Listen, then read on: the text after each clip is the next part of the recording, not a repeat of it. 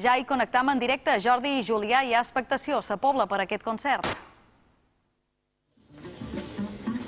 Així és, molta expectació per aquest concert, perquè estem davant d'un artista internacional que, com deies, té 2 Grammys, també el Premi Internacional del Jazz del 2010, també les revistes especialitzades del jazz diuen d'ella que és un dels nous valors internacionals del jazz, sobretot dels Estats Units dels darrers anys. Els festivals de jazz de tot el món se l'estan disputant, acaba d'arribar del Festival de Jazz de Sant Sebastià, amb un gran èxit de públic i també un gran èxit de crítica. Aquí, com diem, 500 persones la veuran a partir de les 10:30 de la nit i hi ha moltes ganes de que s'iniciï aquest festival de música de jazz de Sa Pobla.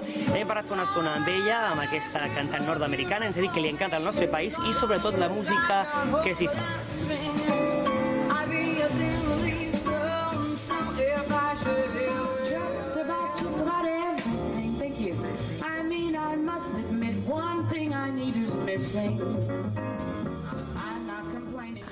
Em fa llàstima no ser espanyola i no poder cantar flamenc.